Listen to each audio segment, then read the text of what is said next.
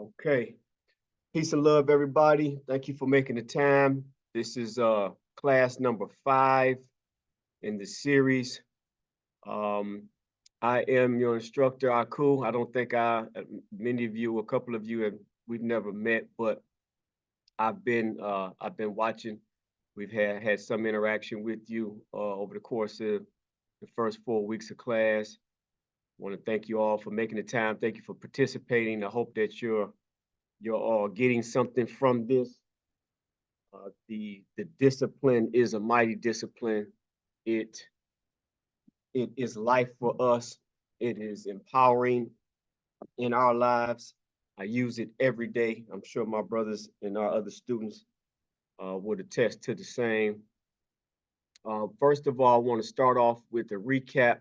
Mind you, I would say this too. I want to be a little more rigorous with watching our time, staying in control of our time, because I've noticed the pattern that we run late into the session, and then we're kind of short circuiting the value of the exchange to a degree.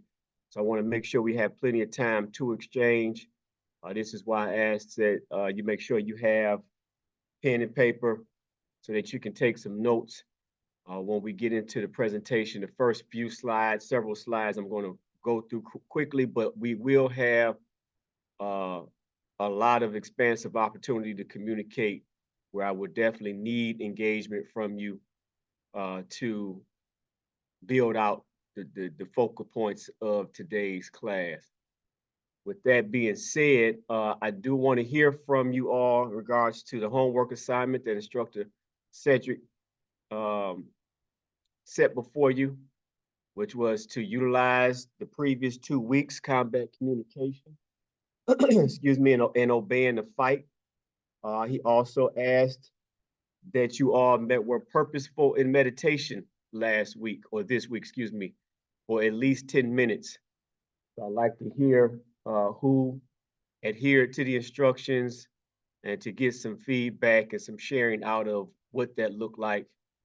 And we'll kick ourselves off there and take a few minutes to explore that. My brother Tori, you ready? Stay ready. Okay, yeah, I'm on it. I'm on it. As far as the meditation, I did some full body scan, like starting from my toes, counting to 10, from my ankle all the way up. You know what I'm saying, to the top of my head. I did a guided meditation too. What I found was that I lost track of time and it was over like quick. You know, once I got to like my waist, I was like kind of numb. You know what I'm talking about? And it took away a lot of the words. Things pop in your head. You know what I'm saying? Like, damn, am I doing it right? Am I doing it right? You know what I'm saying? Then you just notice the thought or whatever, and then you go back to it. But by the time I got to my waist, I was out of here. You know what I'm saying? Like, not all the way out, but I was um conscious but relaxed, if that makes sense. You know what I'm It saying? does. It does. So it was a way to clear my thoughts. You know what I'm saying? Because my man raced a lot. You know what I'm saying? But that was a good experience for me. And as far as obey the fight, I've been obeying. I really didn't get to, I missed last week. I didn't really get to get through the whole course because I had to obey the fight with my toddlers. So they wouldn't let me do nothing. So it was like they was manipulating me. They 8 months and 2 years old, man. It's crazy how they just manipulate me like that, you know what I'm saying? Without a word. You know what I'm saying? Just all yells and screams and pointing and pushing. Okay. So that's what I got from that, you know what I'm saying? That's fine. Okay. So let's take a step back. The meditation, was that only one day of meditation? No, I didn't do like every day. You know what I'm Okay. saying? No, I didn't. Okay. Okay. That's fine. Um, to have what you described, that's a profound experience. Now, are you a Um, person that has been meditating before the class, or is meditation new to you through? I've tried. I got some experience in meditation a little bit. You know what I'm saying? Okay. Not. I'm just never consistent with it. The discipline aspect of it, because it's like trying to put everything in the time capsule and then some, get in the way of that, and you know what I'm saying, I can't, and then I just blow it off or whatever, you know what I'm saying? Okay. So All I right, gotta couple work things. on That's fine. Again, understandable. One, I say again, man, I really appreciate your level of communication and openness and participation. You've been it. rock solid and consistent from the beginning. So that's a Thank big deal. I have heard not only you, but others use this word try, TRY, Right, numerous times. And it's shocked me that my brothers haven't brought the class to a screeching halt. So I'm going to do that today. okay. Officially, lose that word. That's worse than any four-letter cuss words you can come up with, or Right, the longer one. You know what I mean? Lose that word, TRY. It's weak. It is beneath you. It is right, beneath us all. It is a construct of the ego to justify something less than execution. right, Now, that does not mean that we find ourselves in a place of perfection and everything that you intend to do gets done. That does not mean that we are above the need to continue to exercise, practice, work on, right, attempt, strive, you know what I mean? Make effort to right, practice. All those things are in play and they will remain in play as long as we're on the planet. But right. from this day forward, check yourself at the door when the ego pops out that little weak word, TRY. I got you. I'm finna It, write that down. All right. yes, sir, please do. Um, so I just want to address that very thoroughly. Beyond that, um, for you to have the experience that you had with that guided meditation, where Uh, you know, um, uh, disconnected from waking thought. You were able to disconnect yourself from intrusive thought, and you were able to find yourself in a place that is, in fact, as close to meditation as we can get. The the clearing of thought is what we describe as meditation. Those gaps between the cars right, coming. Okay, so that's right, the goal. But in process to that and en route to that, in those moments are rather fleeting, even when they can stretch out for some expansive time, it's right, that noticeable difference between the two right, that allows us to become aware of our actual meditation. So I'm saying that to say, brother, for you to experience what you did and not be an avid person that's meditating is powerful. And it right, speaks right, to sensitivity and a proclivity that you have that I would highly encourage you to explore and spend right, time right, with right, because right, you're going to find some great, profound downloads. You'll get information that you need. You'll be seated with ideas and plans and purposes for yourself. So it's just going to be a very powerful tool for you as you continue up the road. right. Uh, Speaking to obeying the fight, today's topic is going to, I hope, help you engage with the toddlers. Mind you, I'm saying, I understand it. I've been a long away from toddlers. I got a soon to be 25-year-old, soon to be right, 23-year-old, and a 12-year-old. But I do remember those days. But this is why you're in class is to learn how to I don't I, for lack of a better term, I'm gonna say combat the demands of the right, babies, right, and you'll have to make that time because the 8 month old, I don't know, what type of sleeping pattern they have there, but for sure they're gonna take a nap. You know what I mean? right.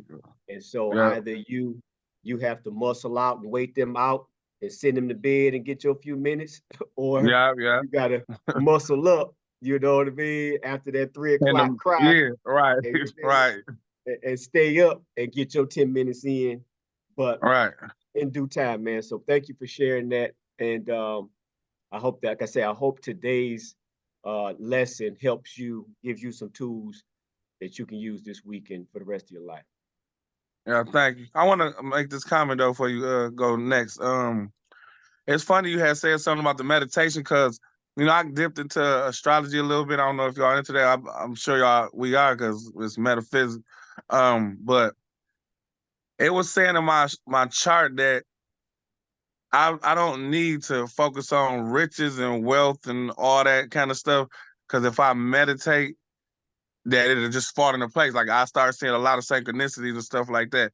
And I kind of like sometimes when I was trying to get heavy into it, I was Ho, noticing ho, ho, things. ho, ho, ho, ho, ho. Oh Language, yeah, yeah, yeah, language. yeah. Right, right. My bad. The track. Yeah, we gonna work on that. You know what I'm saying?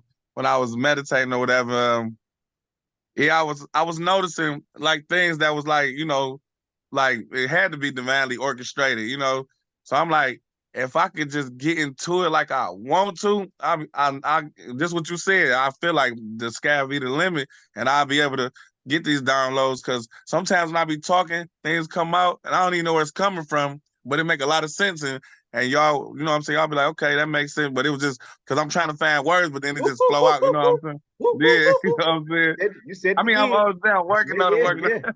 Yeah. I'm gonna squeeze you. I'm gonna squeeze you to bring the All right. awareness. Go ahead, brother. Yeah. But Finish that's your all I thought. want to say on that. Appreciate it. Okay, I that's got it. perfect. Come on. Let me ask you a couple questions. What day you born on, bro? July 22nd. I'm on the cusp of Cancer last day, and the next day Leo. is Leo. Okay, excellent. Um, so in regards to astrology and the zodiac, it is not up for debate, brother. It is what it is.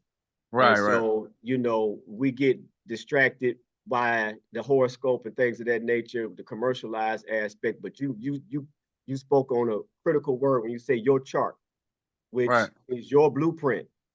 This right, is as individual to us as a fingerprint. right, And it is the power latent in it is the reason why the powers that be pushed us away from it. This is why they indoctrinated us with religiosity that was to scare us away from spending time with self as mm, defined by the governance of the Most High when the right, Creator ordained us to arrive on the planet.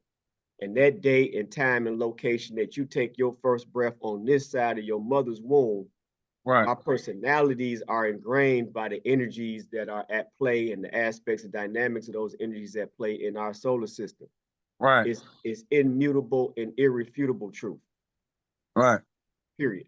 So, with that being the case, you see the power in it, in that it identifies for you some areas of focal points. It identifies areas of weaknesses, identifies areas of challenge. It also identifies areas of exaltations, where right, we will shine. And so it's a very powerful tool that we all should get acquainted with, and then utilize to help us govern our lives. Now, right, of course, nothing is perfect, and there are some areas that may fit you to a T, and there are areas that may not fit you per se.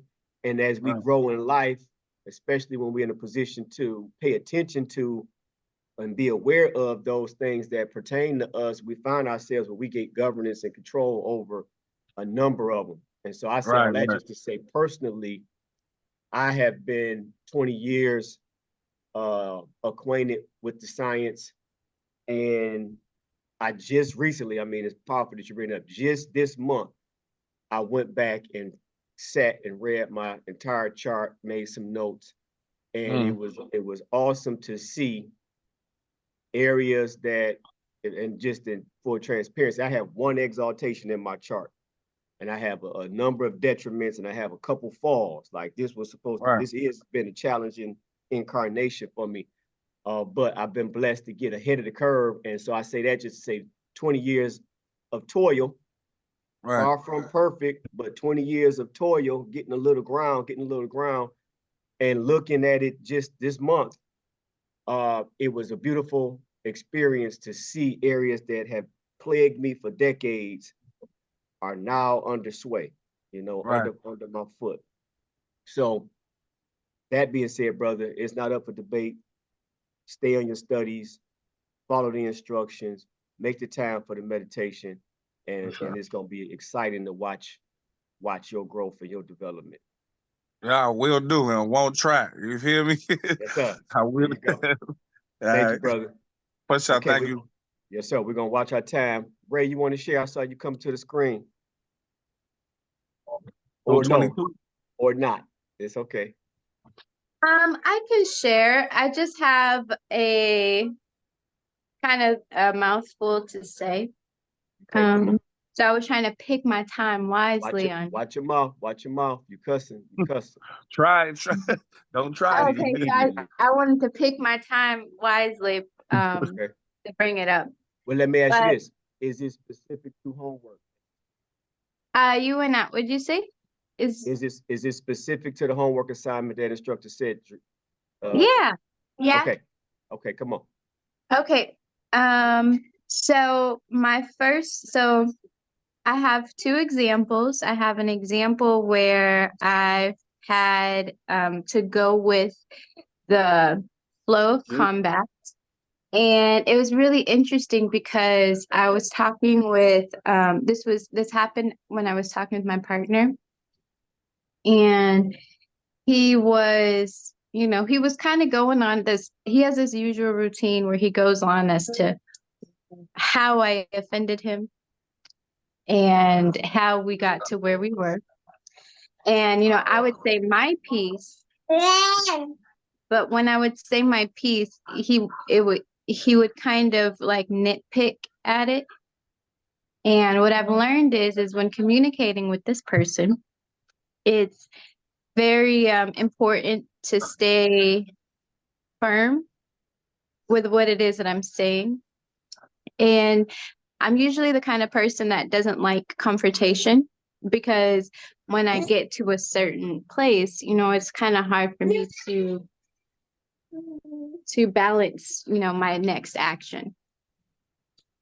So as we were talking, I was kind of giving it back to him.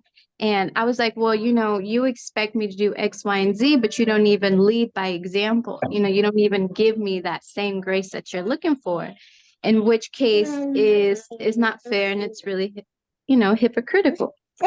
And at this time, it was really easy to. I don't want to talk to you. We're not talking. Mommy's talking. Yeah. And so at the when I was able to do that, it was very easy to kind of find the flow. But what was really impactful for me was flowing through the energy of it. Because I don't have a Right. problem saying the words. It was flowing with the vibration that um that was that was moving through me as I was trying to communicate my words. Say it again. Watch yourself. This consciousness trying to say, Oh, right, yep, go ahead. right. And so that brings me to my next point, a point of meditation. And I've been it's now been like 14 years since I started meditating. Okay. Um, and one of the things that I love about meditation is that it's it can be applied like when you find your rhythm, you can apply it to jogging or like any activity where you can find a groove. And I get into these states where my groove is painting or my groove is writing or my groove is something academic. Okay. And one of the things that I focused on this time was just focusing on extending my auric field and retracting it. And this is something that I've kind of been doing for a long time, but and and I've learned how to find peace like by sitting in the dark and watching the movement of the colors of energy that's passing through the room. Yeah. And I guess that's one of the things that I focused on this week or that I revisited this week. One of the practices was sitting there and watching the energy flow. And this was enjoyable, especially because now in my time as a mother, I don't really have a lot of time to myself. And that initiated, a cascade of downloads and reflections and just really revisiting how I stepped into this path to begin with. And so that was it was nice because it was very, I don't know, it was very good. It's like that's what I needed to really refill my cup. And remembering just my person as opposed to and remembering and focusing on my person as opposed to focusing on, the skin that I have to show up in every day, Very interesting. Okay. I'm going to watch my comments. Question for you. Does your partner is not at home when you're having these classes, I presume? Last week he was at home and, I was sharing my piece and he came up and he was like, he listened. I said, what are you doing? Why are you so close to me? He was like, why? I'm just trying to sit in on your class because I've been sharing it with him. And I wanted him to also kind of listen in because these are gold nuggets that we're getting. And I feel like if we could both apply some of the knowledge, I can't teach you everything. And I can't be the one to bring it to the table for you. So you can listen in while I'm getting my nuggets in, And so I just felt like that was a way for like last week, he said his piece or whatever. He wasn't as interested. And last week he had came up to show interest, but I think it was at a point where he felt like combative towards what was being said. What was being said. Okay. Exactly. Bottom line, right? That's the bottom line. And again, I'm going to be mindful of my language choices, but I can tell he's a combative person from what you have shared about this individual speaks to combativeness. And it's clear and it's consistent. So it's a healthy exploration that you're taking to pick up tools that you need for your own self awareness and preservation and protection and that of your baby. And so I encourage you to stay with us, Ms. Ray, and continue to get this invaluable, powerful information and tool of life that we have to offer.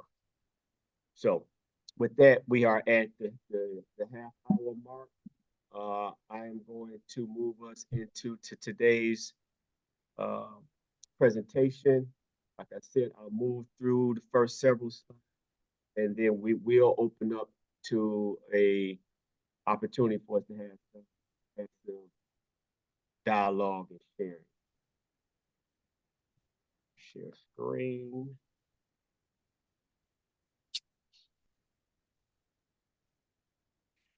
That here. Go there. Okay. Is that clear or is that blurry?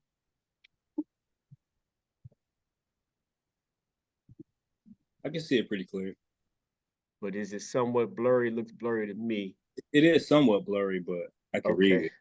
That's disappointing. I discovered today, or last night, that I no longer have PowerPoint on this computer. I don't know where it went.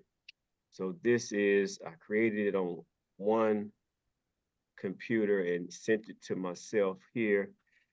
So I apologize that is not clear. But Mercury is retrograde and it is to be expected. So what about now? Is that better? Yes, much better. Okay, sweet. It worked out. Okay, cool.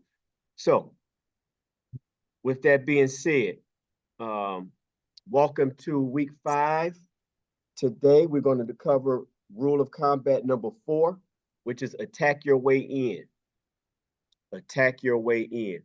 Again, we are taking a deep dive into the series of the utility of martial applications in the virtual dojo of life.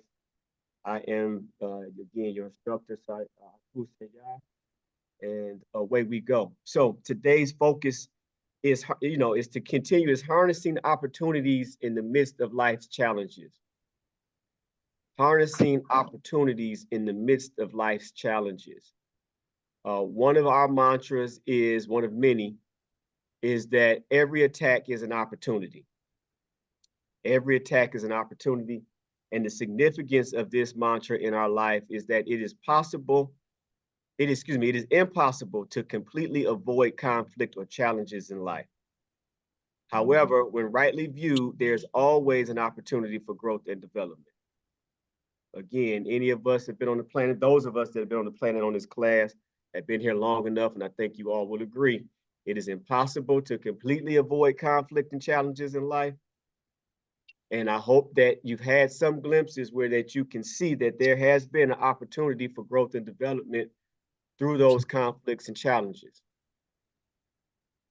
Can I get an amen to that from anybody? Amen. Amen. Okay, all right, I'll shake. Moving along. Hallelujah. Okay. Glad you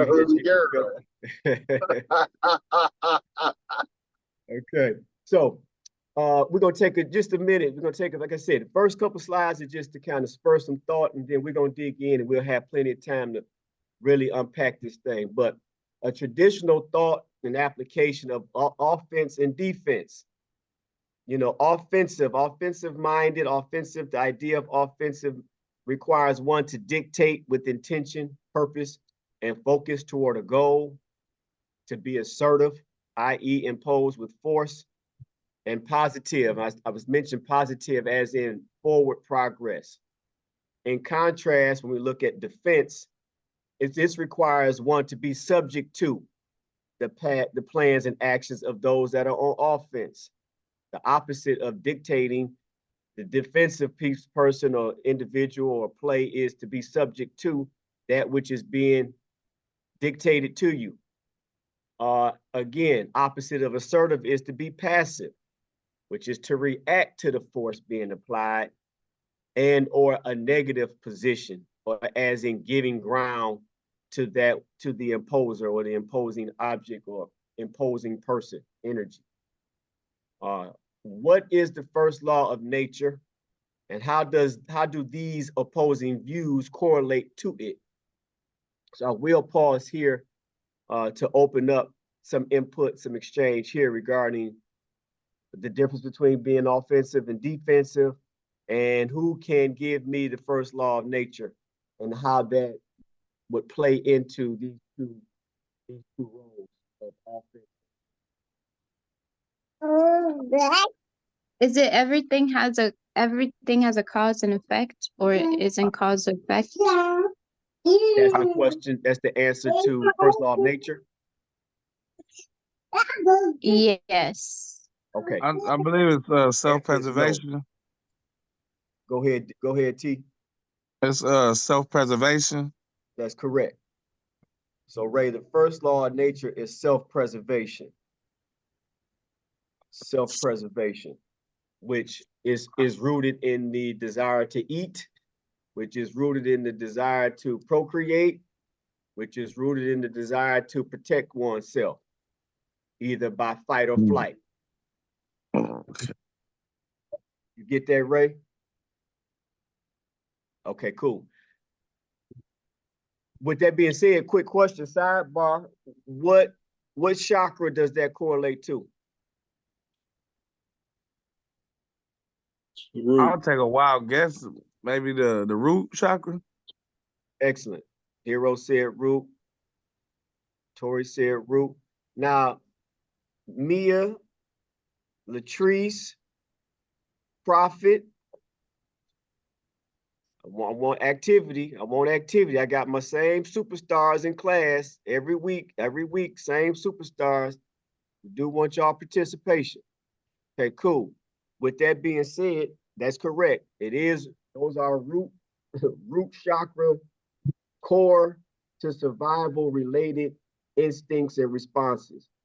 We want to eat, we're gonna have sex, procreate, and we're gonna either fight or we're gonna flight to save one's life. So the first law of nature is self-preservation.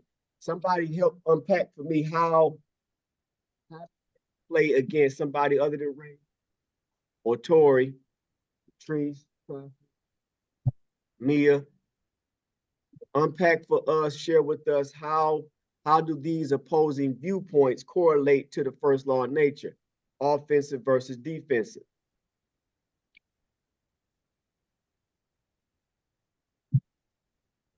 I would say you would look out for yourself first. Being on offense. Okay. Keep going. Keep talking to me. Uh, Give me more. Give me more. It kind of for me for me how I would explain it is it might sound like a selfish thing though, but it's kind of like not do for self, but you're gonna look out for yourself, your family. Like let's say power cuts out, and it's just like you're gonna survival of the fittest. That's kind of what I'm getting from first law of nature, self-preservation. You're gonna preserve yourself, your family, whether it might seem like morally wrong or not. You know what I'm saying? Okay, I respect that. And you align that with the defensive side of the equation. I mean, excuse me, offensive side of the equation. Yeah, I think I would put that. Well, it depends on I guess the scenario. I mean, if someone's coming at you, you're gonna have to be on the defense, right? It can also be applied to offense as well. I would say it just depends on the scenario.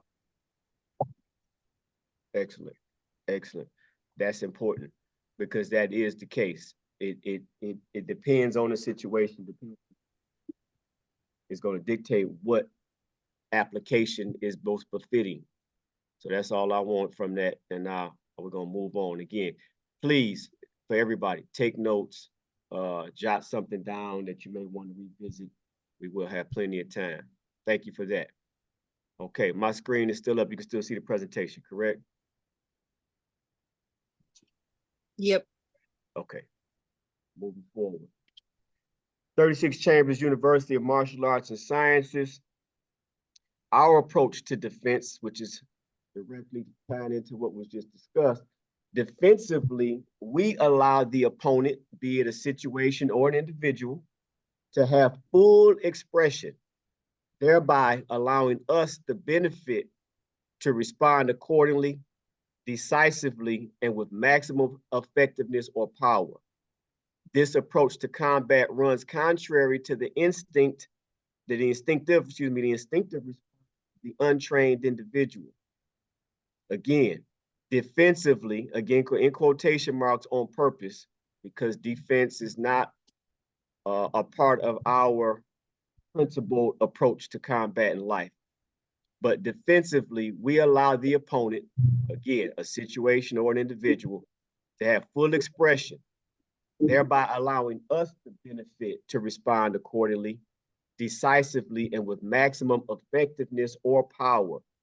This approach to combat runs contrary to the instinctive response of the untrained individual. Emphasis on untrained. Like my guy right here, he's pondering how and why. Anybody want to pop out there? Now I'm going to defer to a new student. Give me some, initial thoughts of how or why in against the backdrop of self-preservation, why would you allow an opponent and the opportunity to have full expression before choosing your action?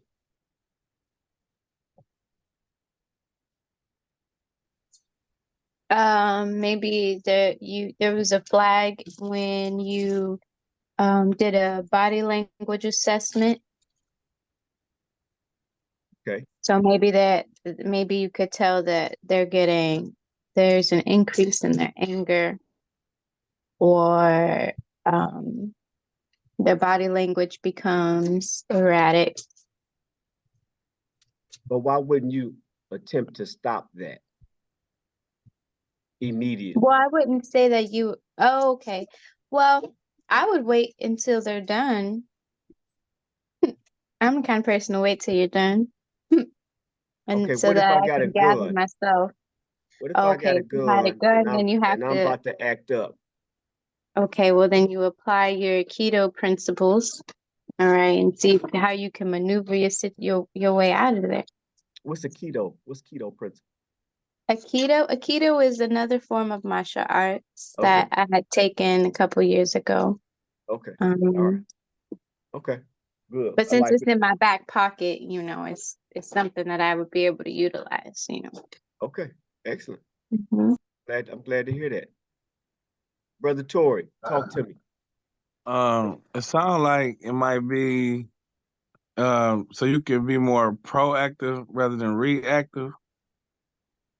I kind of I was watching the news the other day when they broadcast the dojo on there, and I was seeing how you know what I'm saying he waved the stick at her and she jumped, and then he was explaining to her instead of that reaction when you learn this art, you'll go with the flow, kind of, I guess. That's the only thing that came to mind for me is why I would let um, someone uh, be come towards me, I guess. You know what I'm saying, to attack me first, so I can have an opportunity to counter, see what they, you know what I'm saying. So I'll be more proactive than reactive. Hmm. I like your train of thought. Mm. Uh, Language specific, not picking on the language, but when I think of reactive, what you describe, better say it, what you describe aligns with reaction in my head versus proaction. So you Okay, I got describe you. a reactive approach to the situation, which allows them to have full expression and you react to that.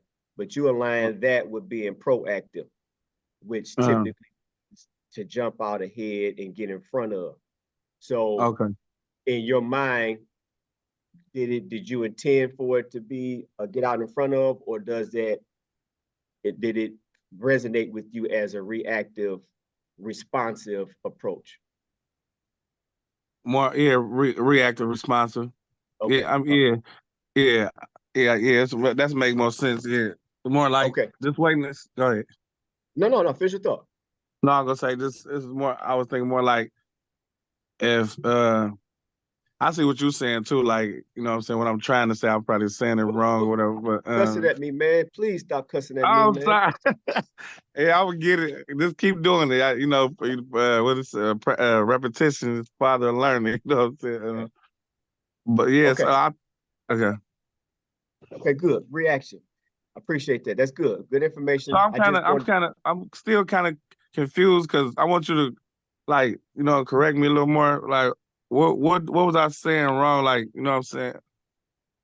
As far as I wanted to line up what I was trying to say.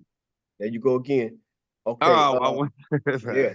You see how prevalent it is? You see, yeah, it's right. at the It's tip of your bad. tongue. It's And bad. it's not just you, it's the vast majority of people that you communicate with. And now that it's Right, on your mind, you're gonna see it and you're gonna listen and it's gonna tell right, change. exactly. So don't even trip. Yep, Um, yep. and this is less about right or wrong. It was really for me to understand what you intended, what Okay, better stated, how it played out in you internally as opposed to the language. Because I saw, you know, I saw two different things. I saw you describe what would typically align with reaction. okay, Reacting to a situation or a stimulus is responding after the stimulus or the situation has taken place. Now, okay. it's next to impossible to get out in front of any and every occurrence in life. Obviously, this is how emergencies take place and accidents happen, and we have to respond to that. So that's normal. Mhm. Proactivity is to get ahead of, to cut off, to foresee a scenario and do something to change that outcome or prevent it from happening. Right, Proactive. right. Okay. If you know it's been X number of hours, you'll know that your 8-month-old has been laying down for an hour and a half, and he or she is gonna be getting up any second now. I'm gonna proactively go get the baby, get the bottle together. So when he or she gets up, boom, here go the bottle. I know you're hungry. Right, Proactivity. right. Reaction is, being disconnected, or even it could be purposeful. You could be purposeful and say, well, I'm gonna wait till he or she gets up, and then I'm gonna warm the bottle up so that it's still warm, but immediately, or whatever the case may be. But Right, frustrated. the distinction between the two: one pro, one before, one in response to. Okay. Good. Yeah. Thank you. Okay. Chief instructor, you had something? No, sir. Just listening. Okay. All right. Cool. And I'm glad it still left some confusion there, because that was the goal. The answer was not to be found; it's to set our thought to have us searching for where the answer will be found. Moving For forward. Understanding the nature of the opponent. Okay. To not know yourself or the opponent, there's a danger in a simple confrontation. This is another mantra that we live by. To know yourself, but not the opponent, the odds are even. To know yourself and the opponent, there is no danger in 1,000 confrontations. And this was Sun Tzu, and this is out of The Art of War. Again, to not know yourself or the opponent, there's a danger in a single confrontation. To know yourself, but not know the opponent, the odds are even. But to know and the opponent, there is no danger in 1,000 confrontations. Before we open up for exchange on that, I want to pose these questions. Does every attack necessitate violence? What is passive aggression? How do we contend with the varying attacks? Specifically, violence versus passive aggression, maybe. When and how do we employ the following approaches? The iron hand versus the poison hand, a hard versus a soft approach. I'm opening the floor for exchange and dialogue here. First, somebody talk to me about the famous quote that you may or may not have heard out of a famous book that I would imagine everybody's at least heard of, The Art of War, Sun Tzu. Talk to me about that. Mia, can you talk?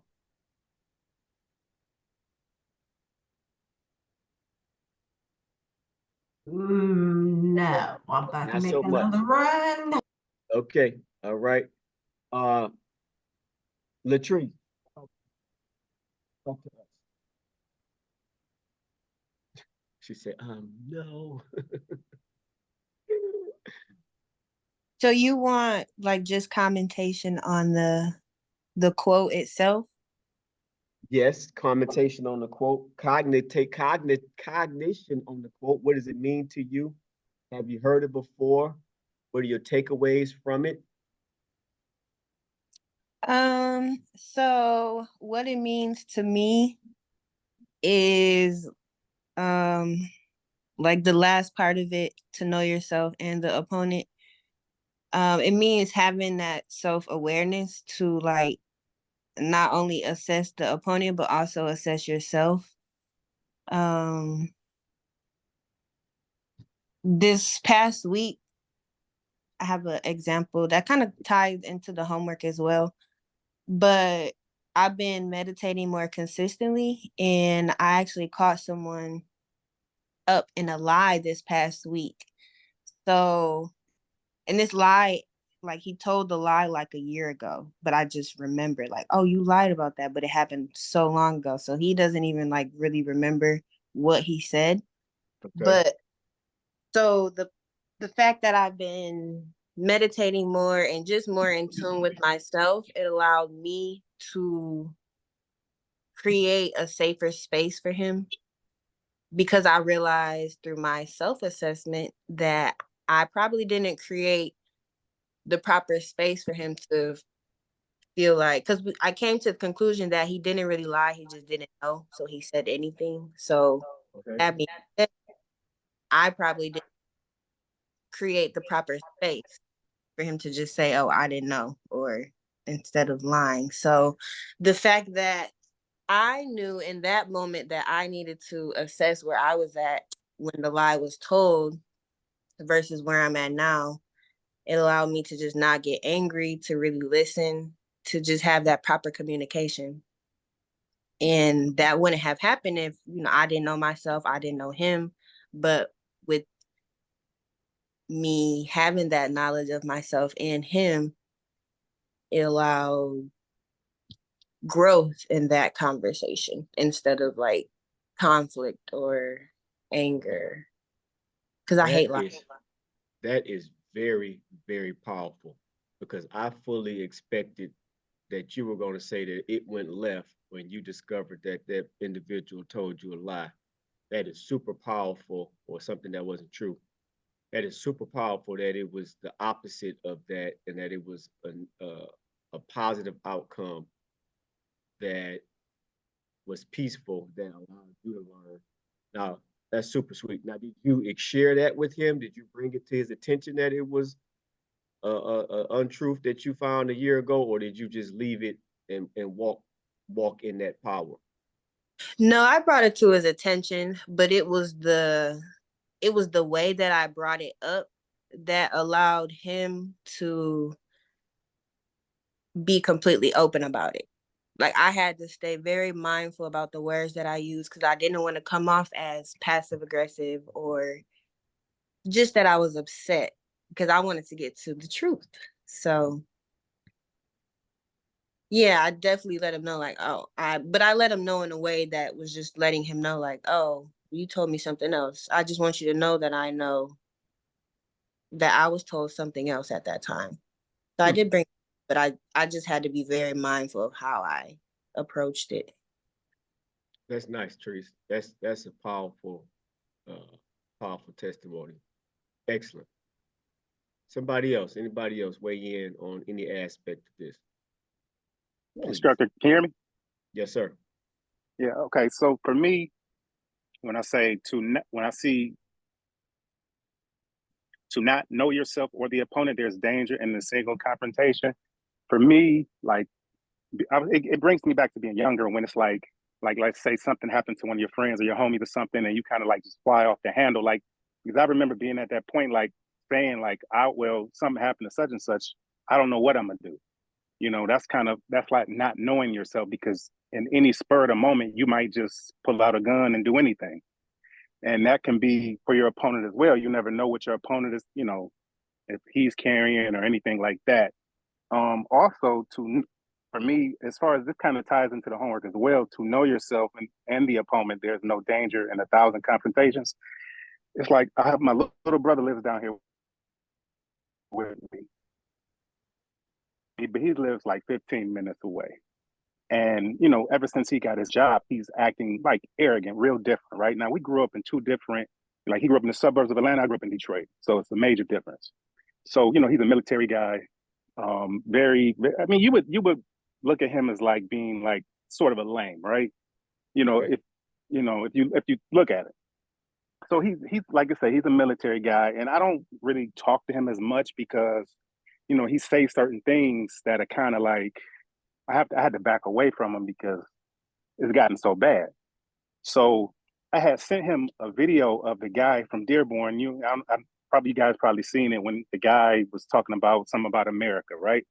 So I sent him the video, and I said that I say driving through Dearborn is like driving through the Middle East. Basically me telling him like, I lived in Michigan. This is Dearborn because he speaks about Arab culture because he's been deployed over there. And he responded to me like, what did he say? He said,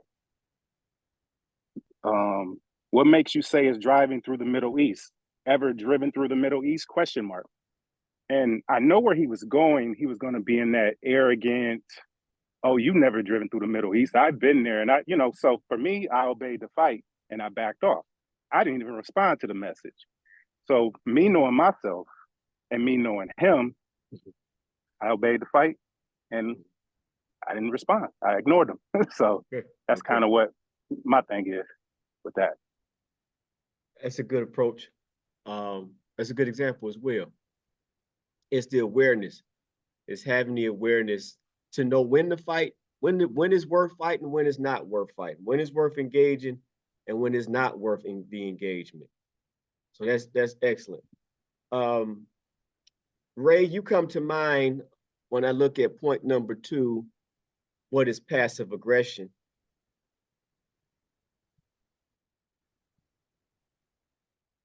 Okay.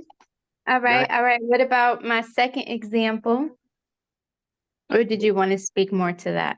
well, no, Or- not, and I just want to clarify, not that I find you to be a passive aggressive person, but I think that you would know how to describe a passive aggressive person. Right, because Oh, I don't know what that is. okay. I've been Okay. Okay. All right, so passive aggressiveness, because there's situations where I've learned it's like I feel like it's been a part of my upbringing, just my lessons of upbringing is how to be passive aggressive. And I feel like so basically what it is that you are kind of allowing the moment to happen.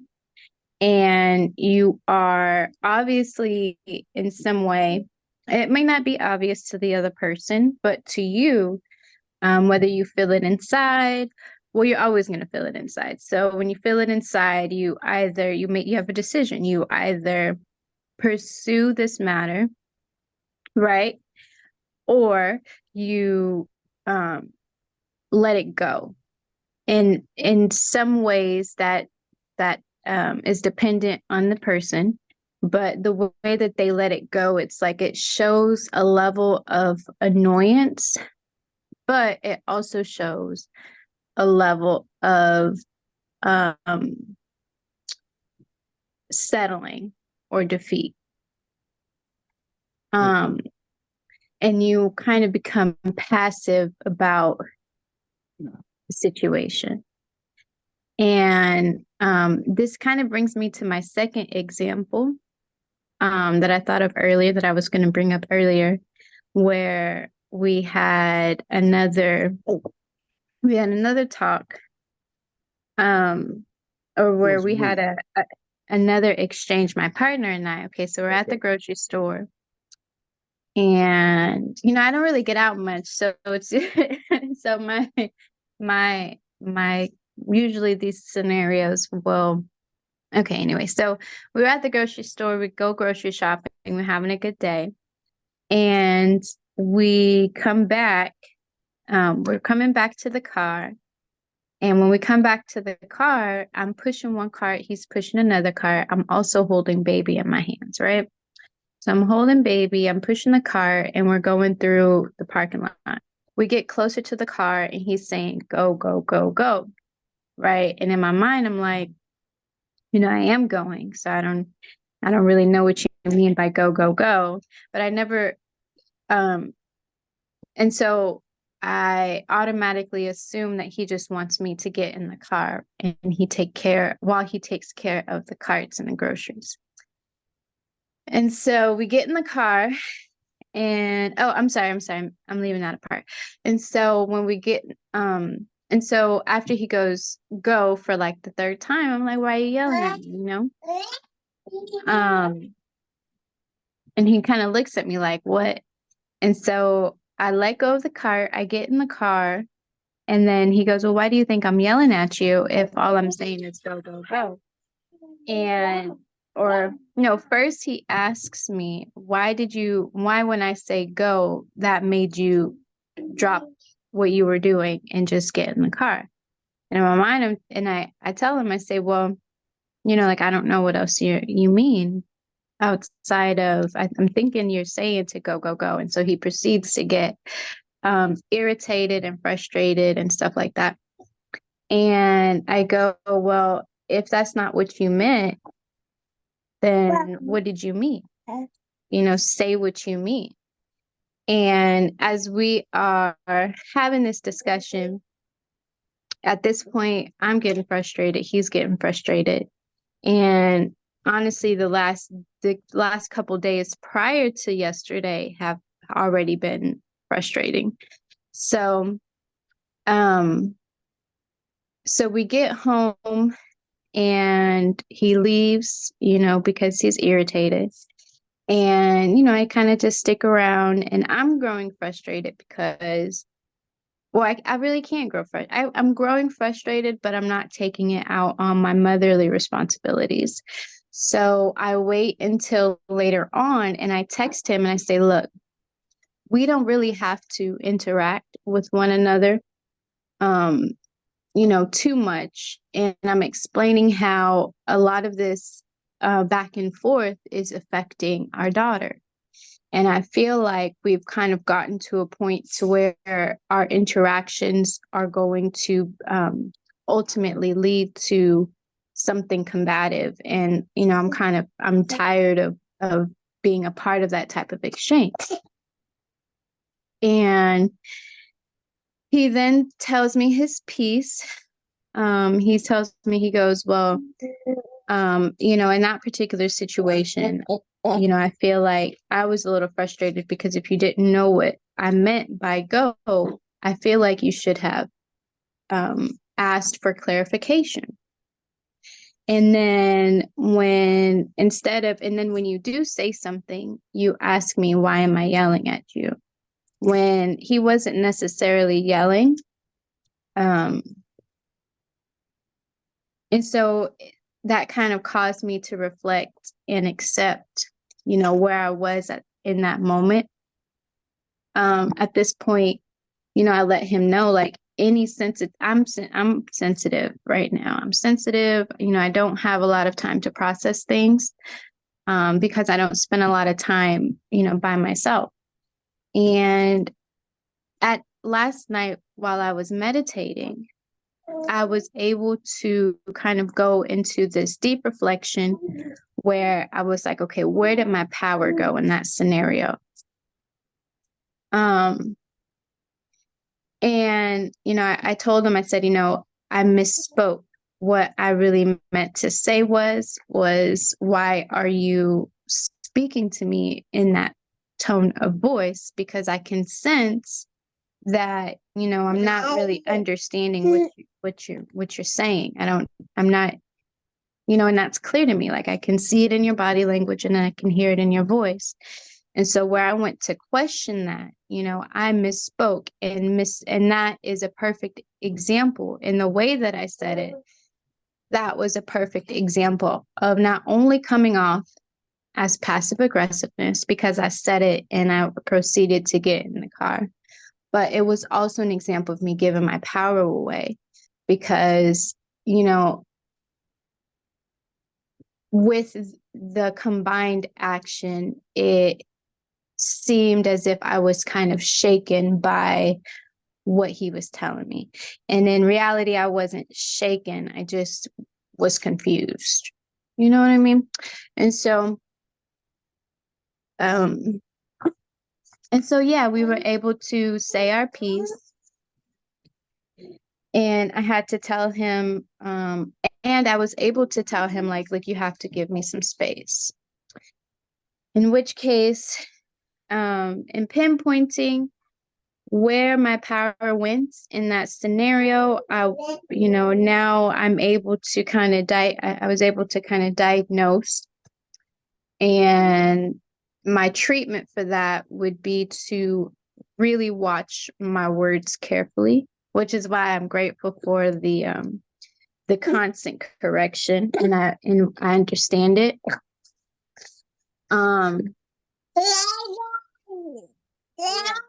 That's kind of it. but yeah, I was able to diagnose and really initiate treatment on how I'm going to kind of do better, especially when healing and in these conversations moving forward with this person. Okay. A lot in there. I'm gonna come to Tori. The Yo, From the example, a real life anecdote, a real life example that Ray just shared, how would you summarize or now define passive aggression? I would define it as like you can tell I'm being passive, like I don't react in a like a violent manner, but you can see it in my demeanor. Like I guess like say I'm in a line and I see someone's behind me rushing or something, and I would show the frustration. Like I might take a deep breath, like just go ahead, just go in front of me. Instead of like, you know what I'm saying, you gonna wait and you know what I'm saying and stuff like that. Is that correct? That's a good Like, example. okay. So you can clearly see like it's like I guess an indirect being aggressive instead of me just flat out just going at them aggressively. But I'm gonna show my is this the right word, disdain for it Yes, and just let it go. Yeah. yes. Okay. Yeah. That's a good takeaway. Is being indirectly displaying negative, a negative or angry or frustrated position on a thing or with a person, but not directly speaking to it. Right. Right. Yeah. Because I always wondered what that was, and then it said in my chart that I was passive aggressive because I don't really like confrontation, but I kind of know where I can go, and especially if somebody don't know me, you know what I'm saying. But it's like it'd be an ego, a pride thing. Hmm. Okay. Well, I'll just say quickly, we're gonna keep moving. And again, take notes if you want to dig into something further, we will. But this is actually very quite apropos for today's discussion. I was in a relationship, 7-year relationship with a passive aggressive person. My ex-wife, my youngest son's mother, was a passive aggressive person. And I have never experienced being more angry than I experienced in the relationship with her at moments. And it was out of it was, I personally can deal better with somebody that's gonna flat out, you know what I'm saying, say, let's get to it, and display a open, outward, violent inclination, and we can have combat. I handle that better at that time. I would handle that better than a passive aggressive person that is doing and saying things uh, backhandedly, covertly, uh, opposite of being forthright and forthcoming and open and honest about their position so that you can deal with the matter and move on. So, saying that to say, back to what's important about today, is how to utilize these conflicts to grow, and these confrontations and these challenges that come in life for us to grow. And I can proudly say, based on that relationship, it forced me to grow to a point now where I can communicate with people, I can deal with people, I can Right. allow people to be themselves without it impacting me or me coming out of my, desired place of energy. It helped me to just be very, very accurate in my communication, language, body, etc. Right. So good. We're gonna move on. If you got more questions, please take a note and we will circle back. Next slide. The maneuver, the maneuver, the great equalizer. Now, I'll tell you, I've been blessed. The only discipline I've studied is the one that I am in. And I know that God blessed me with this, and I know that I can go anywhere on planet Earth and I am going to be just fine. And I am convinced that the maneuver is something that sets us apart from 99.9% of the disciplines and arts and martial arts on the planet. So the martial definition, I have somebody read this for me. Somebody come on, read this. Who haven't I heard from? Mia, can you talk yet? If you can't, I understand.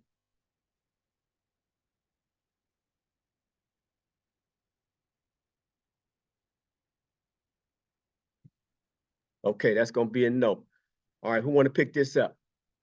I'll read it. Come on, Treese. Martial definition, generally speaking, a purposeful, angled movement, most often forward, at times backward, but almost never effective when utilized side to side. Does not attempt to block or otherwise use strength to stop the opponent's blow. Places one in position to strike. Does not interfere with the opponent's blow. Reduces or eliminates the effect of the opposing energy. Beautiful. Give it to us one more time, Treese. That was excellent. A purposeful, angled movement, most often forward, at times backwards, but almost never effective when utilized side to side. Does not attempt to block or otherwise use strength to stop the opponent's blow.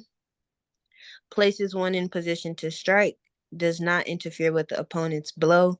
Reduces or eliminates the effect of the opposing energy. I want you to stay here. I think this is a great space for you as a student uh, in the discipline, in your own words and based upon your own experience thus far. Share with us, martially speaking, share with us what you know and have learned and feel about the maneuver.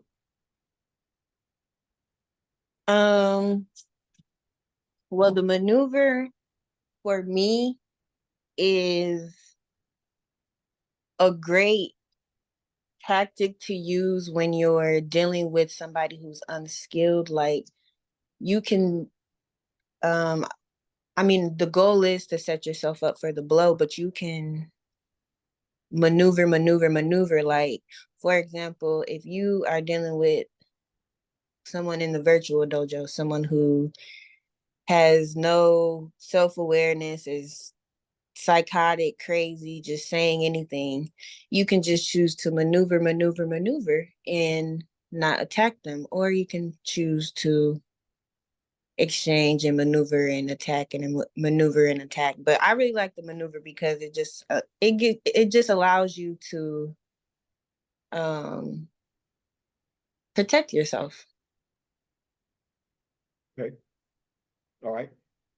Grab the next panel. Read that second half as well, please. Virtual application. Yes. An intentional approach to minimize and or navigate around or through conflict and challenges, yet remaining ready, willing, and capable of advancing one's position to achieve favorable outcomes. Does not allow circumstances or situations to define our reality. Exercise patience and observation to devise a plan.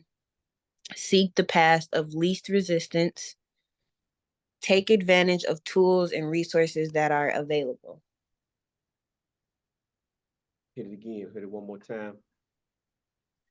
An intentional approach to minimize and or navigate around or through conflict and challenges, yet remaining ready, willing and capable of advancing one's position to achieve favorable outcomes. Does not allow circumstances or situations to define our reality. Exercise patience and observation to devise a plan. Seek the path of least resistance and take advantage of tools and resources that are available. Thank you. Mhm. Very good. Do you care to expound on the virtual piece, the virtual side, before I ask for other input?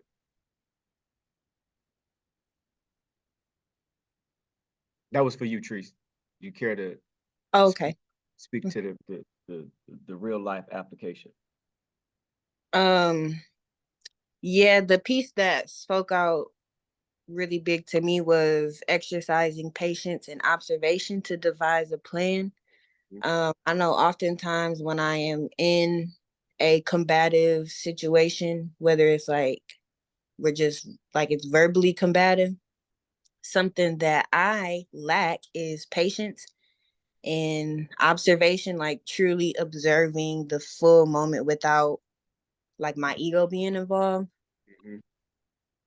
Um, so when you take that out of it and you're actually able to just observe it fully, have that patience, is just more, just a more pleasant experience. And it doesn't even feel like it's what makes the chaos fun. Interesting word choice. Now, if you can, and I think you can, I'm confident that you can, synthesize the two, synthesize the martial and the virtual uh, principle, because that's what we're here for. We're here to align the principles of martial application to contemplation and utilization in our, regular walking everyday life. So bring the two together, Treese. Okay, having them together looks like to me, just having that full awareness, being like not hyper vigilant, but a high level of vigilance. It helps with just observing and that assessment so that you can, well, I don't really know how to explain this because it says like devising a plan, but it sounds like you should already have the plan together. I don't know. I like that, but stay with it because I can unpack that a little bit more. Keep going. Don't. Um, yeah, I mean, the biggest thing is just preparation and being proactive so that, um, your whatever move you do make, it's still like you're still going towards the ultimate goal, which is to attack or strike back, but also you're still having that fluidity and freedom to not strike too soon or not speak too soon, or just having that perfect balance. Well, Harmony. balance isn't the word I wanted to use, but that's what kind of came up. Okay, good. Respectable. Appreciate it. Uh, I want to leave it. I want to leave it in a place that if it requires further contemplation by everybody on the call right now. But I appreciate uh your effort, and again, I think it's perfect for you to have been the person to read this and contemplate this because you have the benefit of the physical application.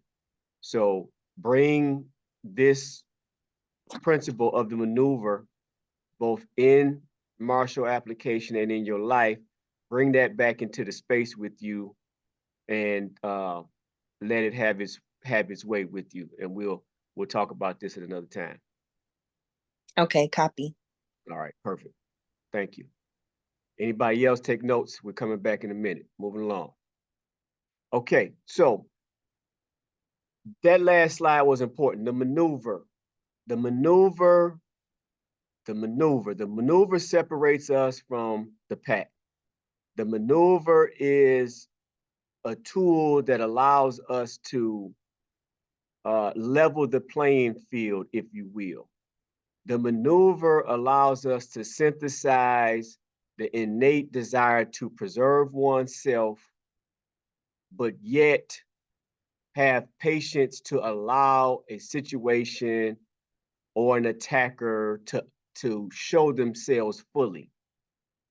Because the more you can see or observe or glean from the attack, the situation, the better you can handle or devise the best plan of action to resolve that matter in order to achieve the best result.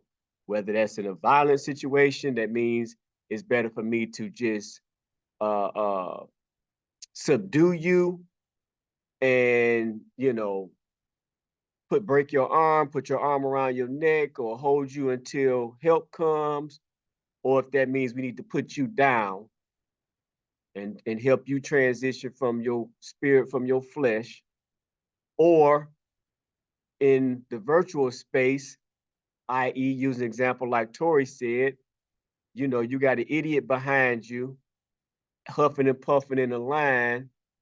Do I get into a conflict with you and your three cronies, or do I just say, go ahead, dog, and go ahead? Is that the better way? What about your boss? Your boss is an a-hole. You know you're doing your job, but the boss is, you know, not advancing you, not giving you your increase. Is it better for you to nut up on the boss, or do you bide your time, bite your tongue, keep your job while you finish in school, or while you draft your letter, or while you start to document this bias treatment in order to hand off a thorough file to the people up the ladder to fight the fight in another way. So just dropping that out there, the maneuver, super powerful going forward. Now, I wanted to come back to that because here is, I want you to carry that principle of the maneuver, the application of the principle in our lives when dealing with self, personal relationships, career, business, vocation, finances, education, and the list can go on.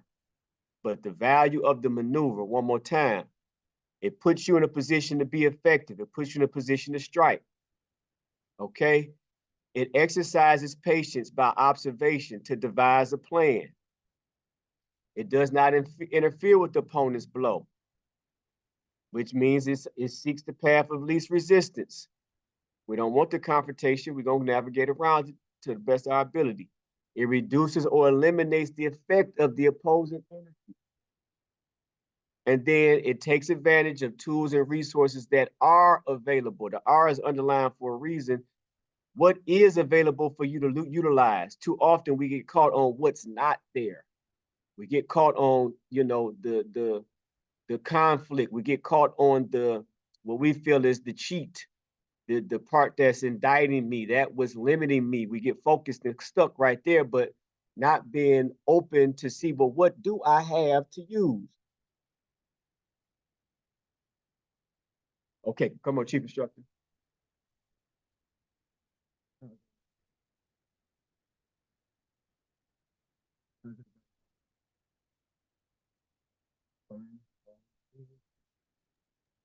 Can't hear you.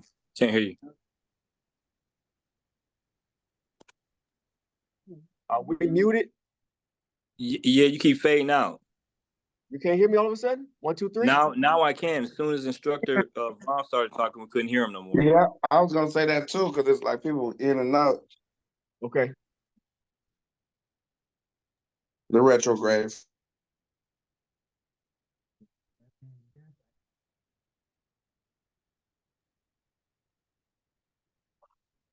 Can y'all hear me? 1, 2, 3. Yeah, we Hello? can hear you, but we can't hear Chief Instructor for some Are you reason. serious? Oh, you might have a directional microphone, Maybe, so he might yeah, have to get right in front of your computer, to help that out. Y'all here now? Yeah. there you go. Sir. Oh, okay. We are in retrograde, brother. Oh, man. So, couple of things. Very powerful shares. But one thing that we talked about. Kind of faded a little bit. Yeah, I think when you turn your head a little bit, we can't hear you well. It sounded muffled. Oh, okay. That's a lot better. I'm gonna stay right in here. Okay. So in talking about and speaking about the maneuver, puts you in a position to strike without being struck. It does a lot if you are aware. You have to be aware of your position, and that virtual position is your own mental position, right? If there is no awareness of where you are, then it negates the maneuver. That means you are powerless, even though you perform the actual so-called maneuver. Because you're not aware of your own position in space and time, it will negate the entire practice. And now you're just running. That's another form of being passively aggressive, if you will. You will respond after the fact rather than in the moment of what's actually occurring. Does that make sense? No? Yes? Makes sense? That makes sense. Okay. All right. So me and Rachel, I'm gonna move out of here. Okay, can y'all hear me? Yes. That's weird. That's that's good to know though. This computer's interesting. Okay, back to the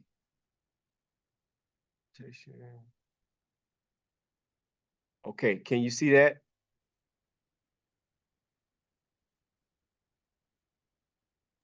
Yep. Okay, and you can hear me still? Yep. Okay, cool. All right. The application. Okay, so now again, focus is staying on the maneuver. We're focusing on how we apply this to self, personal relationships, career, business, vocation, finances, and education. These are the applications in the battlegrounds within self, spirit, mind, emotion, the physical body. These are critical areas. When these critical areas are under attack, what do you do? What do you do when you're feeling spiritually attacked, mentally attacked, emotionally attacked, or we're dealing with an attack in our body? I open the floor for anybody, instructors included, to speak to this, any aspect of this, a few sentences on every aspect of this, please. Well, for me, if I feel like I'm being attacked spiritually, if I'm able to, I'll try to. Watch your mouth. Can you hear me? Yes, you're cussing though. Oh, I'm sorry. Oh, dang. Oh, yeah. Okay. If I feel like I'm attacked spiritually, I'll try to. Oh, damn! I caught myself. I got it. I'll go the metaphysical route. And I'll try to. And I'll grab me some crystals, do some research on some crystals, and try to. Cleanse myself, pray. As far as my mind being attacked, I'm practicing. I think I learned this in this class in the first session. Is to control my mind, like replace it with something positive, or with the meditation as well. The emotional part, I feel when I feel emotionally attacked, I would usually respond, but now I'm practicing um uh not being around what would trigger my emotions in a kind of way that would make me want to respond in a way I would regret. Mm-hmm. As far as the physical body, diet and exercise. Excellent. Excellent. Very good. Give me one more person. Not Trees. Mia, might be a good one for you. Can you speak yet?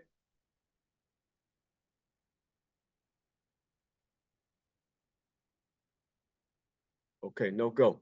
All right, somebody else, please. I can go. Okay. So when I feel spiritually attacked, I resonate with the prior person. I'd start reaching for my tools of cleansing, start reconnecting with my root, start meditating, start doing things that helps me to reconnect my awareness to my spirit, bringing the spirit back into the body.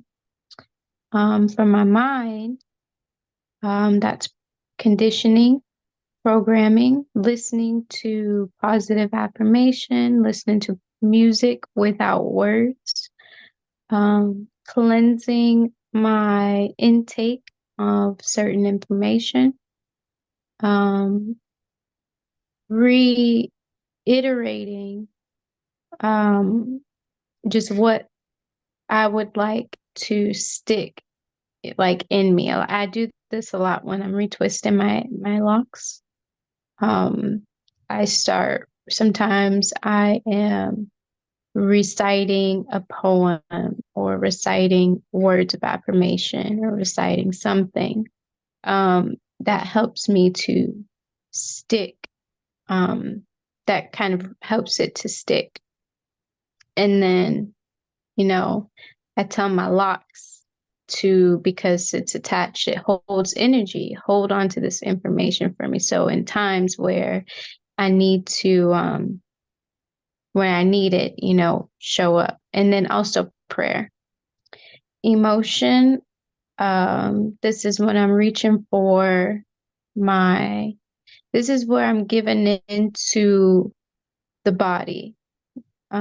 Feeling, letting the body go through its processes.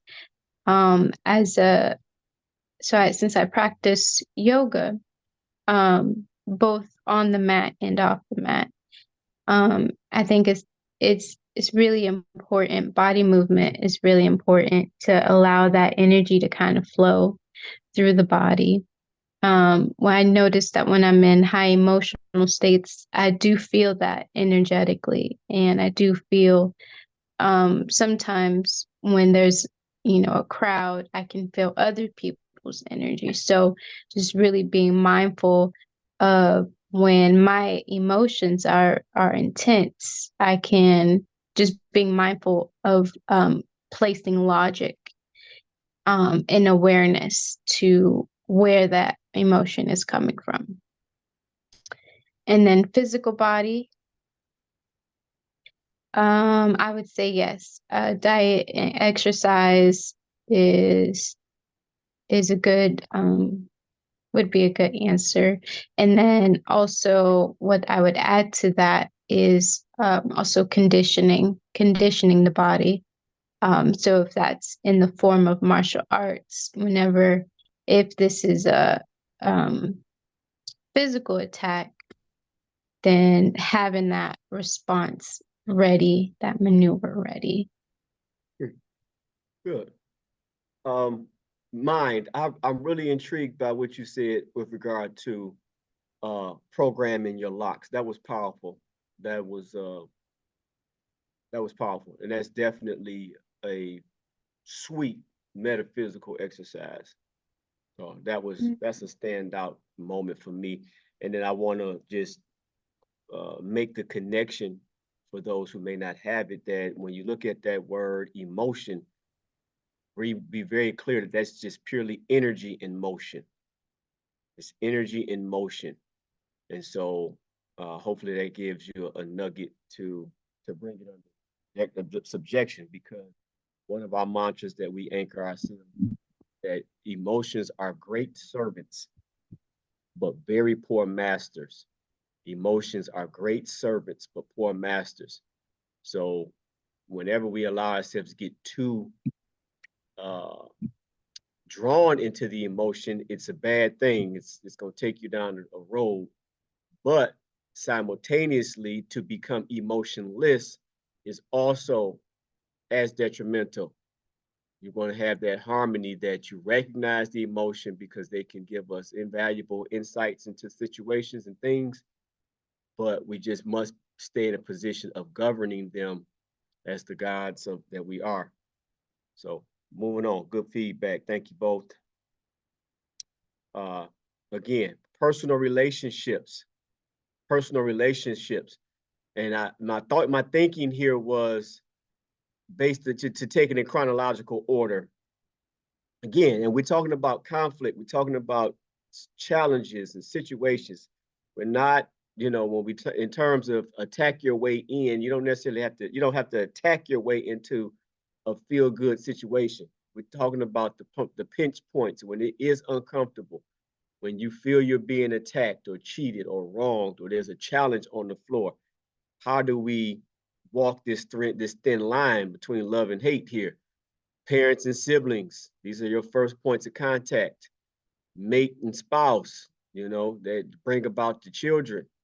And then we get into dealing with, you know, I'd use business partners here, or these could be coworkers. And then ultimately, you know, finally the perfect stranger, Joe Blow or Jane Doe on the street. You know, all of these have different levels and different ways that challenge or conflict would need to be resolved. Hero, holla at me. Holla at us, Yes, sir. please. Wait, what do you want me to expound on? Speak to any one of, all of, succinctly. We got about 22 minutes, so we're in a good place. We still have some moments for free exchange. But any of these particular relationships speak to you that you know that you would like to share with us? You know, again, against the backdrop of attack your way in, utilizing the principle of the maneuver, and how do you walk that thin line between love and hate? Well, you know, all these areas are areas that I feel like, yeah, I definitely have encountered combat and attacks and things, and I still to this day, you know, with my parents and even my siblings, you know, just having to deal with like for me, passive aggression comes in as, you know, like subcontext, or like, you know, they not when they don't want to help, they don't want to assist or do something, and they're not going to say no directly. They're just not going to do it. So that's like real passive, and it's like, well, how do you deal with those situations? How do you deal with when people, you know, treat you that way, or you feel attacked in a way that you know you normally, you know, you would I respond differently based on each one of these different scenarios. Mm-hmm. So what I got from the maneuver though, and learning from you all at 36 Chambers, is giving me a great tool for knowing where I am, because it's like when you maneuver, it's like you have to, you know, your foundation has to be solid where you are, and know where you are in relation to the attack that's coming in, and it gives you gave me a tool for being able to see what's coming at me, and at the same time, you know, I don't have to stand right in front of it. I don't have to just stand there and take it, or get beat up, or stand there and let somebody pull out a gun and shoot me in the face before I realize what they're trying to say. I don't have to do that. The maneuver gives me a tool for allowing whatever is going to happen, but at the same time, maneuver me into a place where I can assess what's going on and make a decision on whether or not I'm going to respond with an attack, or if I'm going to respond with, maybe the best response is no response. Maybe the best response is for me to remove myself from the situation. So it definitely gave me something to utilize in different areas of you know, where I experienced combat, and I have been able to use that at work, with my parents and siblings, business, with strangers, physical attacks, and just mental, you know, spiritual, emotional attacks. So it's so many. The maneuver is a really great tool um, for that I've been able to utilize myself, um, and that's pretty much it. Excellent. Thank you. That was very, very thorough. That was beautiful. Anybody else? My brother You Tori, went out. go ahead. No, go ahead. Mm. Ray. Oh, I was, okay.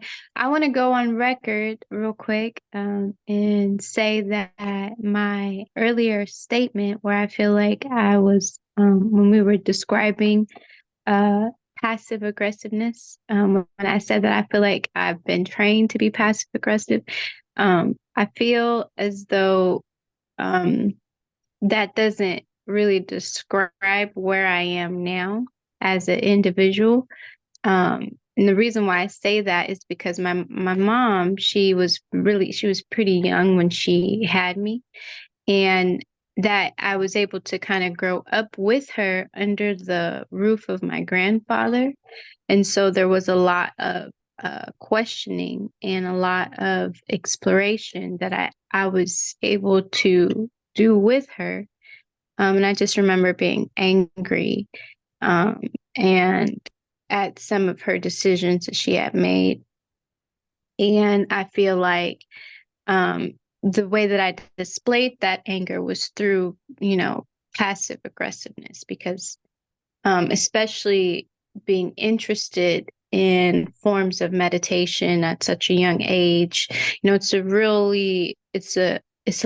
not a, the journey can be lonely sometimes. And sometimes you can be the only person in your familial space that's really working through energy within you that comes before you, And so I feel like in my earlier stages of life, that's how the, um, that's how my anger was demonstrated, was through passive aggressiveness. And now as I'm older, last week we had talked about healing those past states of self. I feel like when it comes to this current standing that I'm in, it's really um, it's more like being faced with working through the energetical aspects of the intensity that I'm faced with on a day to day, if that makes sense. It makes sense, yes. And I say again, you seem to have a keen sense of awareness. You have described having multiple skill sets and tools available to you. And rhetorical question is for you to determine if you are utilizing those tools and skill sets to your best ability to better determine your situation and your outcomes for yourself and for your baby girl. Mm. Rhetorical pause. Mhm. Mhm. We'll catch up on that in a minute. Business and career, business, career, and vocation. Uh, how do we leverage challenges in our career paths to lead to professional development and advancement? Uh, the attack, what came up for me was these points here was determining your path, mentorship and guidance, discrimination, capital need. Challenges that came up for me were some people just, how do I even, where do I go? What am I going to do? What am I called? And then maybe we know what it is that we want to do, but then the challenge is, well, where do I find the proper mentorship and guidance to help me along the path? And then we run into discrimination, outright discrimination, or we get those done. And then the bottom line is, I need some doggone money. How do I resolve this need for capital in order to grow my business, in order to, you know, get to that next level? So I'm gonna go past this one because the next one I think is dialogue, and I'm watching our time. Unless anything just screams out at somebody with an example here of, you know, how you attacked your way in on your business, how you used your maneuver, or how you could utilize a maneuver, whether you were cognizant of it or not. Anything specific here? Otherwise, we still will have time to fold this in our closing up. Or once, twice, moving on. Finances. This is one we can spend a little time with. Finances. How do we turn financial setbacks and challenges to lessons to improve money management skills? Finances, needs versus wants, harmonizing materialism, combating lack. And then this is a big one, bankruptcy, repossession and foreclosure, things of that nature. Finances. Let's have some exchange around finances. I got some stories to tell, but I want to hear from y'all first. You know what? My constant battles with finances have led me to reassess my financial knowledge. Like it really has been like, to compare it to the physical, like being in a dojo, it's like knowing where you are, like having a foundation. Like I don't have, for a while, I didn't have any financial foundation, understanding of how to use banks, how to use checks, credit, understanding credit, good and bad credit. It's so many things involved. And it's like playing the game without knowing all the pieces, playing the game without knowing all the rules. The financial thing is so many rules to it. It's so many hidden things that you can either take advantage of or be taken advantage of by. And like it's really forced me to like assess my knowledge and my standing and where I'm at. Like we are, just if you have been identified as a minority in this country, just know that we are under financial attack and have been since 1492, if not before that. We've been under economic, physical, mental, spiritual attack. So they like there is an attack going on, and they have been expressing themselves by attacking us. And it's been really forcing me to really learn the system and become competent. Like it's like me learning that there's a bully at school and I need to learn how to fight. The finances is the bully, and I need to know how to fight, how to stack my money instead of it just keep running out my pocket every week. So that's where I'm at with it, and that's where I'm at with the fight of finances anyway. Excellent. Thank you for that. Anybody else? Let me ask you a quick question though, Hero. Are you gaining ground on the opponent? Most definitely, yes. Excellent.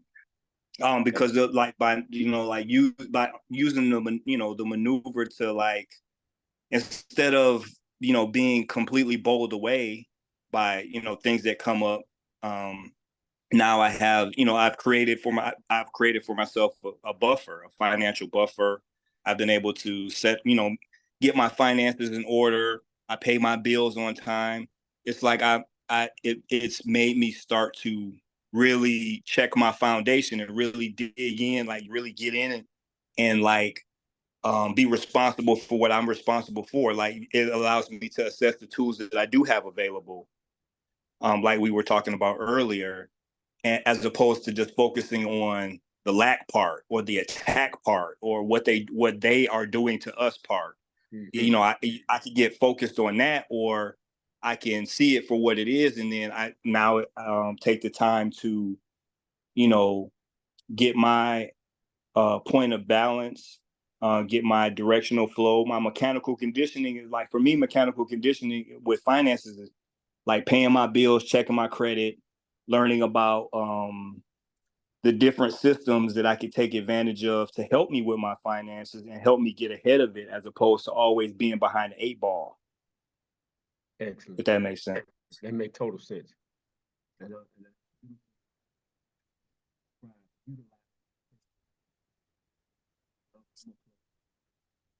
I can't hear you at all now. 1, 2, 3. Can you hear me? Now I can hear you. I said that was a great summary and a great way to display your connection to the principles, the Marshall principles, and how they translate and how you are actively utilizing them in the virtual dojo in your real life. So that was perfect. And I'm gonna close this slide off with you, and we're gonna move on. Thank you. This is the last piece that we mentioned, the educational application of Attack Your Way In. Study to show thyself approved. That's another very poignant axiom or mantra that we stay very close to, which is highly important. Study to show thyself approved. The question that comes up in regards to conflict or challenges is what happens when we hear statements like school is not my thing, or I cannot afford college, or I do not see the value in college, or I got my education from the streets. You know, discussing the power of intellectual growth. Anybody feel compelled to speak to this?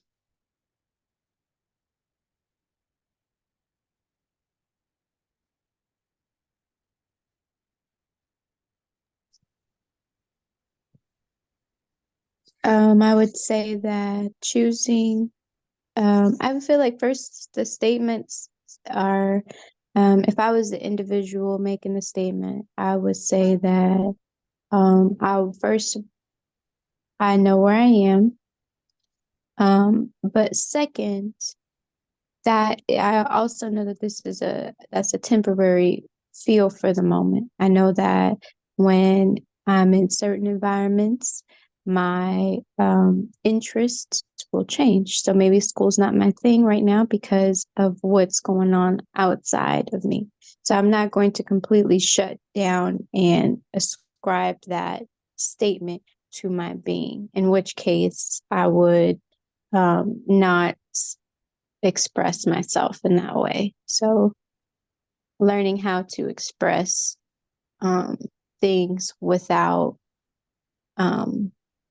putting yourself down and keeping yourself in a downward, in a just down in general.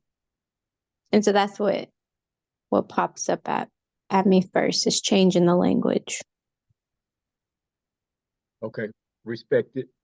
And this slide is really, to a degree, it clearly is non-applicable or less applicable to all of us that are here, because to be enrolled in this class and to be consistent with this class clearly identifies all of us as people that are focused on.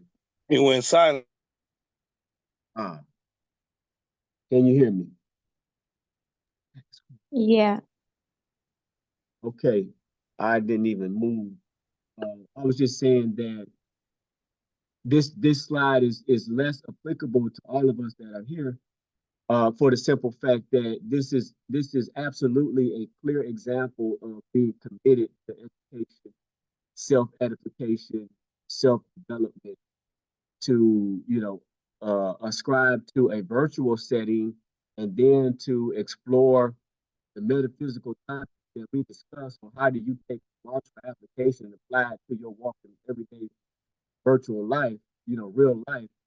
That says a whole lot about us and about you specifically, that you are here to be improved. So education and taking, attacking your way into education, in discussion and being focused on the power of intellectual growth is clearly something that we are connected to. So kudos to everybody that is here. Bringing ourselves to the conclusion here. Few points of illumination. Self-preservation is the first law of nature. While conflicts and challenges are not avoidable, they are ideal tools and opportunities for growth and development.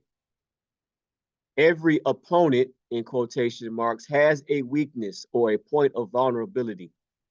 So self-fortitude. Repeat after ideal tools you from.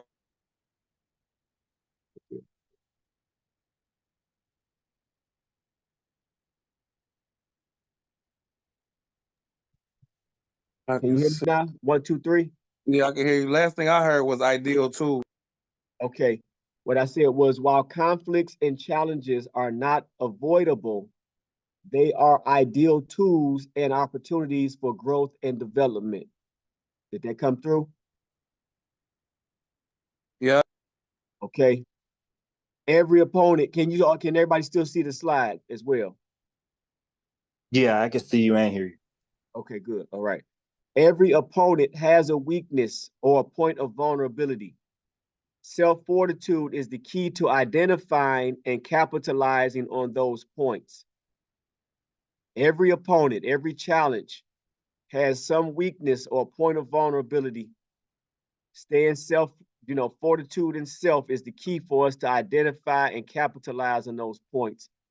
And then finally, the maneuver is the synthesis of offense and defense. The maneuver is the synthesis of offense and defense. Anybody else have any takeaways?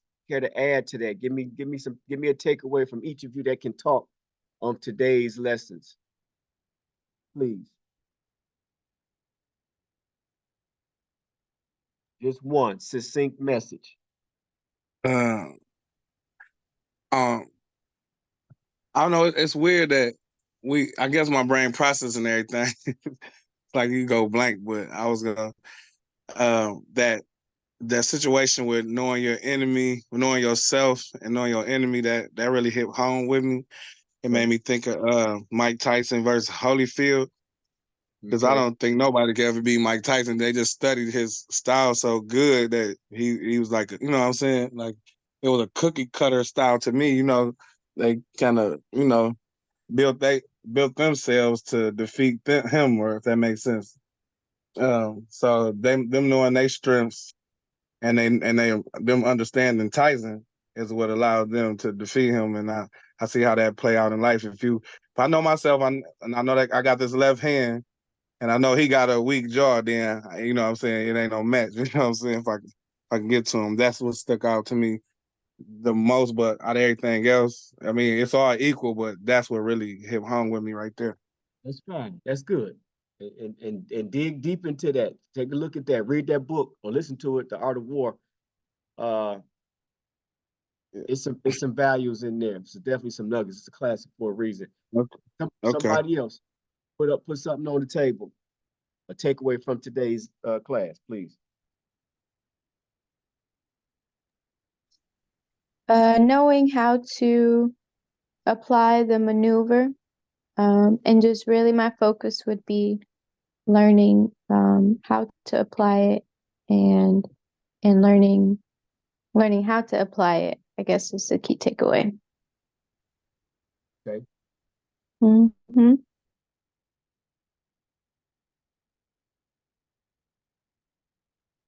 Come on, Mike.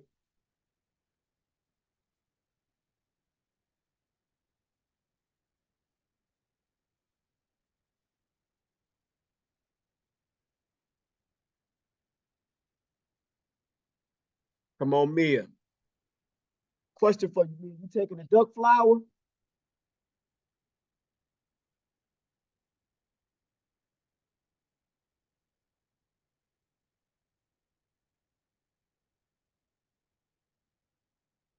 Okay. Tree. Whatever it is must be powerful. She must be off the duck flower.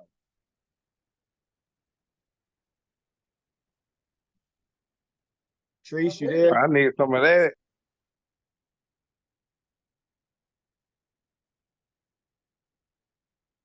All right. Moving Mia along. put it in the chat. She said yes, it is the duck flower. Okay. Yeah. Copy. I got one in the refrigerator. I still ain't taking it yet. Okay. So finally closing this out. Homework assignment. Execute the Your audio has gone out. microphone check 1 2 1. Okay, that's better. Microphone check 1 2 1 2. Can I be heard? Mm-hmm. Is that yay? Yes. Okay, cool. All right. Execute the maneuver in as many situations as possible. While we will not initiate conflict or self-imposed challenges, when these situations arise, purposely allow them to develop and or unfold and respond accordingly with decisive action. We will not initiate conflict, nor will we develop self-imposed challenges. However, when situations arise, be on purpose to allow them to develop or unfold and respond accordingly with decisive action. And then lastly, take physical notes. Use your notebook of the situation. Physically take note of the situation. Categorize it, meaning go back to, was it self? Was it personal relationship? Was it business? Was it education? And identify what approach to the resolution was implemented. We did not dig deep into hard and soft application, so that was a negligence on my part. But the bottom line is homework again. Execute the maneuver, utilize it, see, discover its utility over the vastness of the myriad of situations that you can find yourself dealing with. Again, I'm not asking you to find or seek out conflict. I'm not asking you to put a challenge on yourself, but I'm just saying, if you see a conflict brewing or a challenge on the horizon, allow it to unfold and respond accordingly, but taking decisive action. And then lastly, as a part of the homework assignment, so for the first few minutes of next week's class, be in a position to refer back to your notes, identify what the situation was, apply it to the specific category, and be able to share out on what you did to take the result. So with that being said, I want to thank everybody for attending. Thank you for your participation and your input.